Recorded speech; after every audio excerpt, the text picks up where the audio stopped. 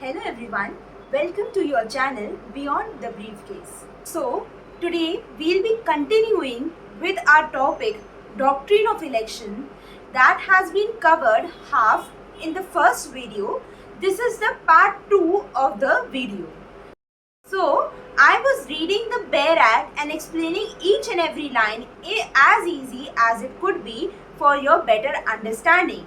So, I'll be continuing with the same pattern, and firstly, I'll summarize the concept for your understanding. There are three parties. Whenever we study doctrine of election: owner, transferor, transferee. I have explained in detail about these three parties, so I'll be talking very briefly about them. Owner is the one whose property is being concerned in this whole scenario. Though he is the owner, he is not the one who is attempting to transfer his property. The attempt to transfer the property is being made by the transferor, and the attempt is being made to transfer the property to the transferee. In this transaction of making a property transfer to transferee, which is the property of the owner, transferor is also conferring a benefit upon the owner. So, now it is the choice of the owner. The mandatory election has to be conducted or done on the part of the owner to either keep the benefit to himself or to keep the property which is being transferred to the transferee to himself. This is in brief what is the concept about, and moving on further with the section, I will be reading the Bare Act and explaining the complete section. So, the first line starts from: a person taking no benefit directly under a transaction but deriving a benefit under it indirectly need not elect. So here it comes as somewhat an exception about a person who does not need to make an election. He does not need to make an election. So whom is that person? So basically, if any person is not directly getting or deriving any benefit from a transaction. So what was happening that I told you that owner was getting a benefit under this transaction. He was directly being benefited, and then his own property was transferred to the transferee. So he was getting any benefit, but in the case when he is not getting benefit on a direct basis but indirectly, in that scenario he does not need to make any kind of election. So just what I just stated is better to be understood through an example, though it is not related directly to the doctrine of election, but it gives us a clear example or illustration of the thing that I explained. So basically, if A is a party and he sells his house to B, now B gets a park constructed in nearby. What happens? By this, A gets a benefit. What benefit does A gets is that when a park is constructed, the house which he had, not this one, but a house in which he lives in nearby, has his worth being raised. So this benefits him because his property's value has increased, risen up, and in this way he gets an indirect benefit, not a direct benefit from B. The sale is only on the basis that I am selling you a house, you get a park constructed for me, which will directly give a more worthy value to my another property.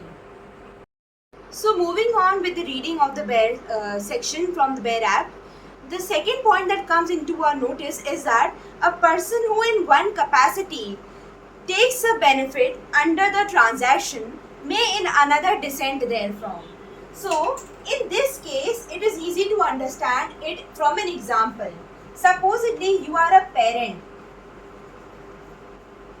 You are a parent as well as a trustee of a property. So in the capacity of a parent, you want the property to go to your child, and you decide in the same manner.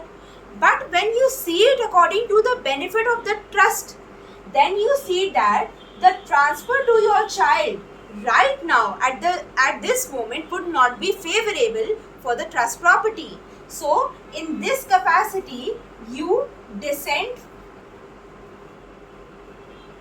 but in this capacity you gave your assent.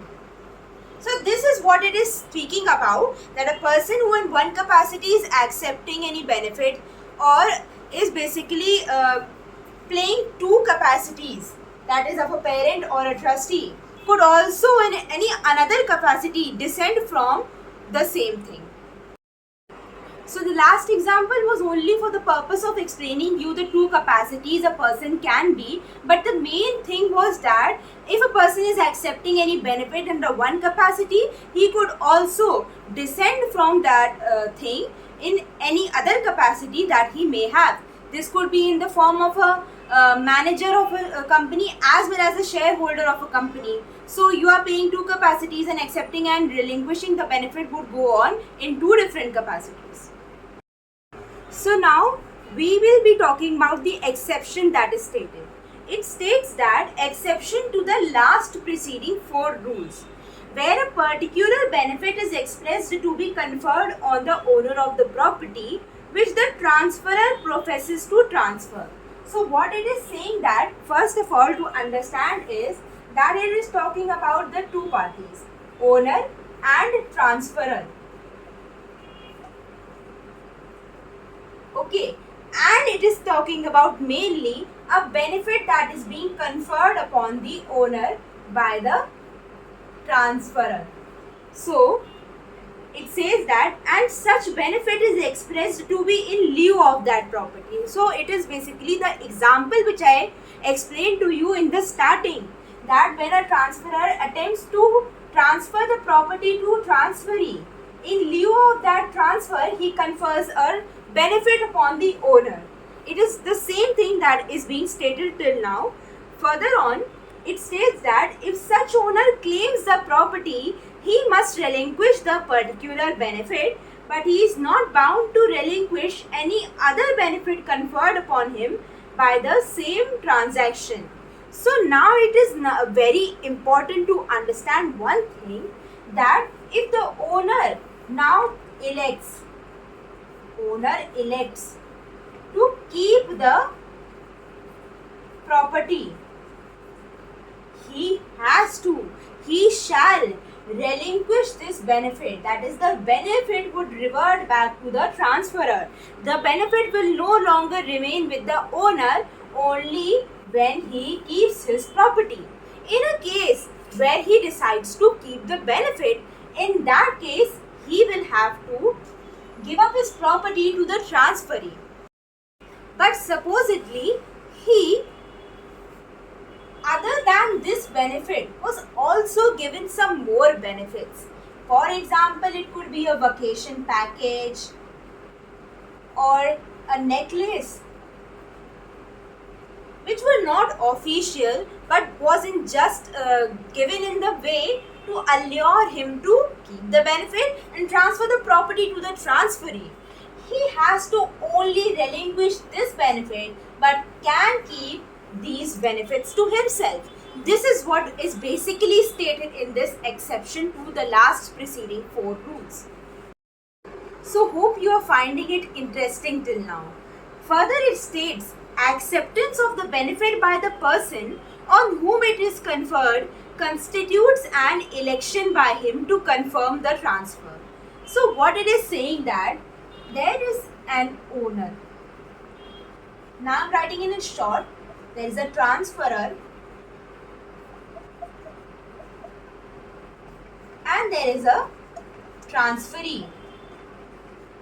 So what it is saying, that if the owner accepts the benefit and does not say that either wants to keep the property, wants to not keep the property, he is just accepting the benefit. What he is doing, like, I am the owner, I am getting the benefit, I just keep and start utilizing that benefit. Now what it is saying, that you are now confirming to the transaction, you are now confirming to the point that you do not want to keep your property, you are accepting the transaction, and your property would automatically be transferred to the transferee, and you will only have the right to keep the benefit to yourself. Further, it states that if he is aware of his duty to elect, so there are certain basically essentials to what I stated right now. To this scenario, there are certain essentials that must be there. Only in that cases when the owner accepts the benefit, the transaction would automatically mean or constitute to the transfer of property to the transferee. So what are these essentials?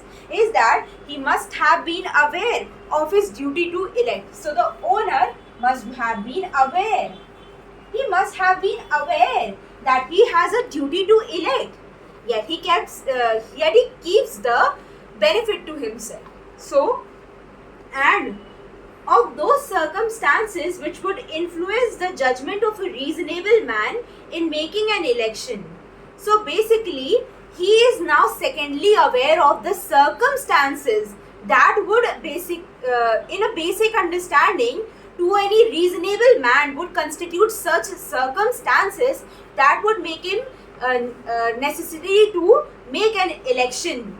So basically, if the owner is aware of his duty to elect, or is aware that there are circumstances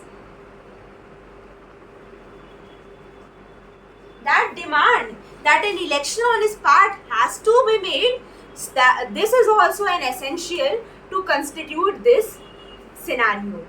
The third would be if he waives enquiry into the circumstances.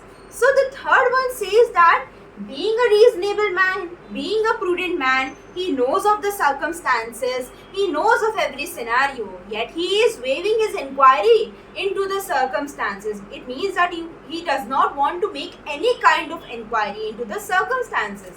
In such a scenario, the scenario that he accepts the benefit and automatically the property would go to the transferee would be accomplished.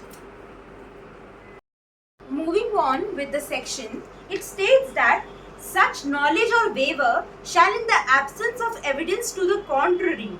So it talks about the knowledge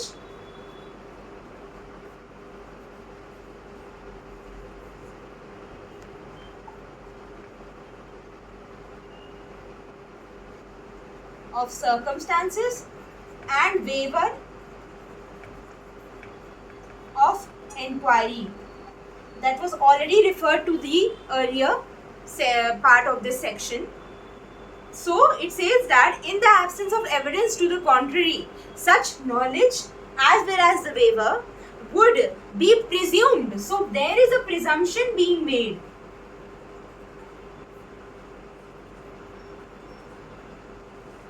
There is a presumption being made if the person on whom the benefit has been conferred has enjoyed it for 2 years without doing any act to express or dissent.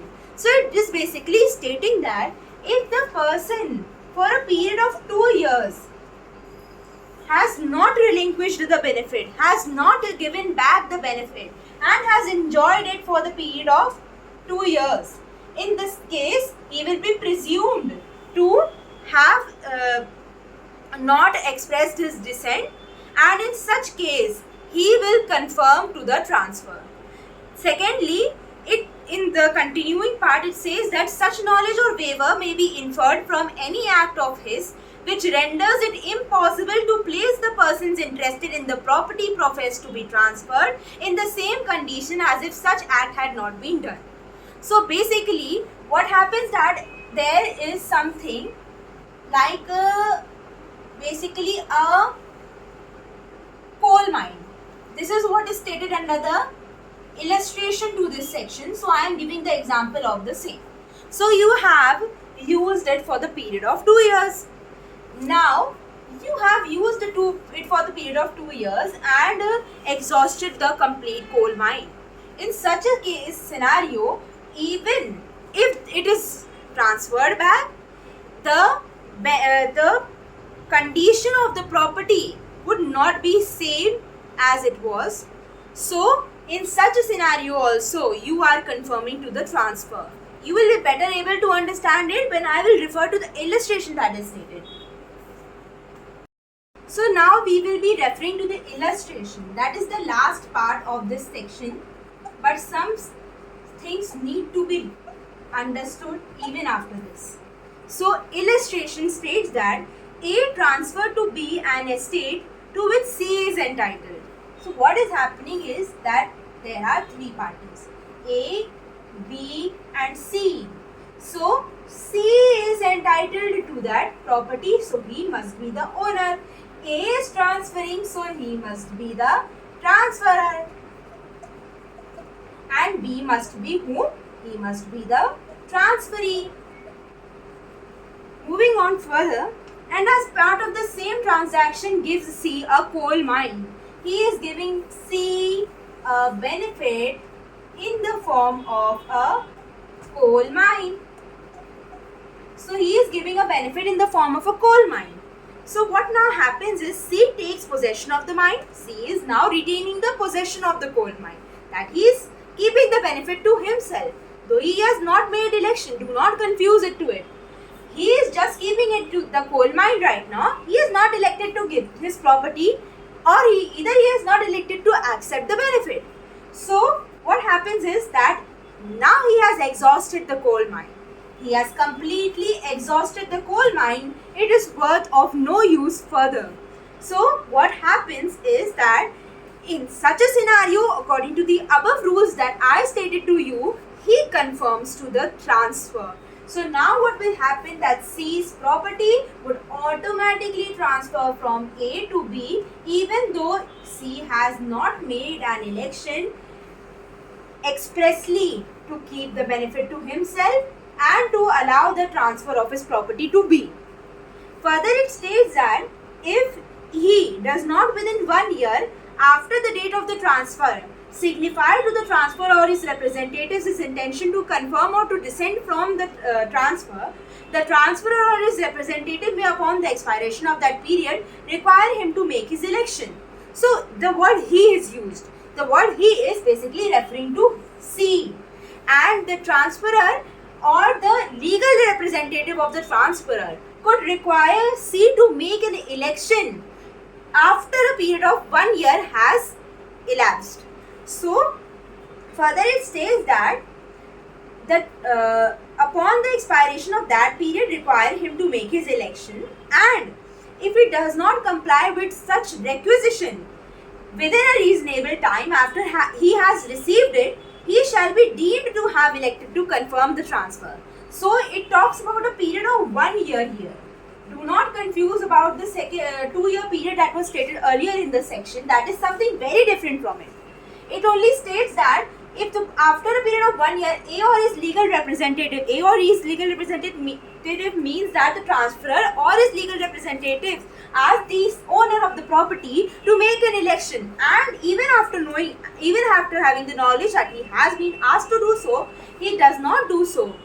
This will constitute that he has indirectly, or it would be deemed that he has confirmed to the transfer. So the last part of the section, which will conclude our video, says that in case of any disability, the election shall be postponed until the disability ceases or until the election is made by some competent authority. So what now happens is that there is a 1 year period stated in the section. But what happens when C gets disabled and is not under the capacity to make any kind of election? The election would be postponed till the period C is basically now well or is free from his disability, or the second condition is that C gives his authority to any competent person or any other competent authority makes selection on his behalf. So this was completely the doctrine of election as stated under the Transfer of Property Act 1882. For any questions, please comment and share the video as well as subscribe to our channel for more such videos. Thank you for watching the video.